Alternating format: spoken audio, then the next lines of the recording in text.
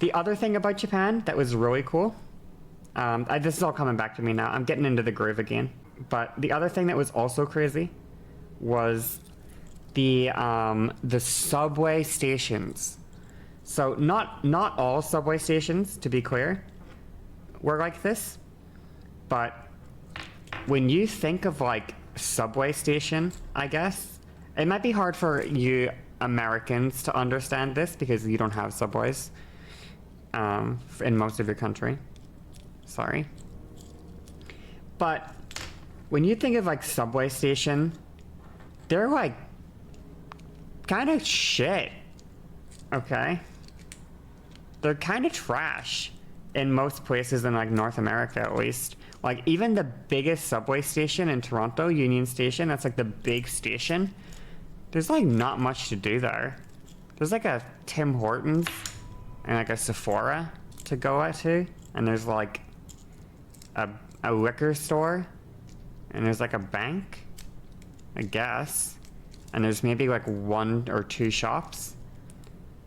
When you go to the subway stations, like the big stations, like Tokyo Station, Osaka Station, Kyoto Station, these are like their fucking these are like the craziest shopping mall you've ever been in your life as a subway station. Like Kyoto Station was absurd. It had this huge 12 stories, fucking 12 floor stairway made of fucking flashing, different flashing lights. 12 fucking stories. I'm not kidding. 12 floors at Kyoto fucking subway station with like crazy lights, and every floor was like, there were clothing stores, there was food, there was fucking there were bakeries, there was souvenir stores, there was literally everything. Like underground, on the underneath the subway stations, there was like fucking underneath the subway stations, there was just like 25 billion ramen fucking stalls. Crazy. Oh my god, it was crazy. And I got Subway ramen one day, and it was pretty good actually. And it was cheap. I don't know, it was like the thing with Japan that was just so different, I feel like, is I could walk for 20 fucking, even in Toronto, which is like the literal biggest city in Canada. Now granted, Canada, not the most populous, country in the world or anything. Even Canada's biggest city, Toronto, is still like it's got like 3 or 4 million population if you count like the greater Toronto area.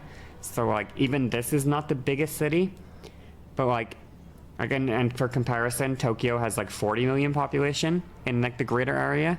It's like 10 times the population. So it makes sense, obviously, but like it's just like insane to me that like you can go outside in Toronto, the biggest city in Canada, and like you could walk for like 20 minutes down like the biggest fucking, like some of the biggest streets, and there's like not that much to do in comparison. Like it's all relative. There's a lot to do, but like 20 minutes walking in like fucking some of the places in fucking Tokyo versus 20 minutes walking in like Canada is like, or like Toronto is like ridiculous. Oh my god, ridiculous. There's just so much more everywhere. And this was the biggest shock to me. It wasn't the biggest shock when I got there. It was the biggest shock when I got home. So when I got there, I remembered another thing as well, but I'll go to the other thing first. When I got there, I didn't realize, like I kind of realized, but I didn't really realize how different the traffic was, like car traffic and stuff. Like you notice it kind of, you're like, wow, there's like not that many cars, like it's a lot less cars here. Yeah, there's like not that many cars. Like, like you kind of know, you notice it, obviously. Like you're aware of it while there. You're aware of it while you're there. But once I got back from Japan and I was back in Canada, it was like, holy fuck.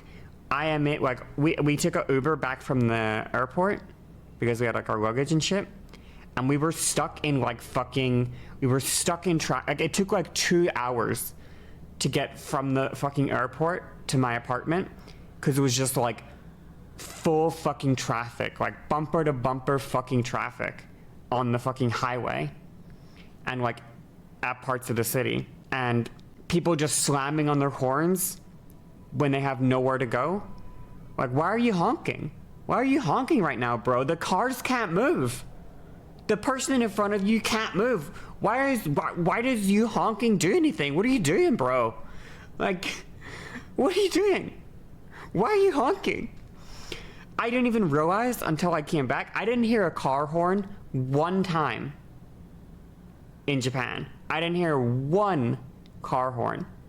I got back and I heard in the first hour of being back home, like fucking just why are you honking, bro? What are you doing? Grow up.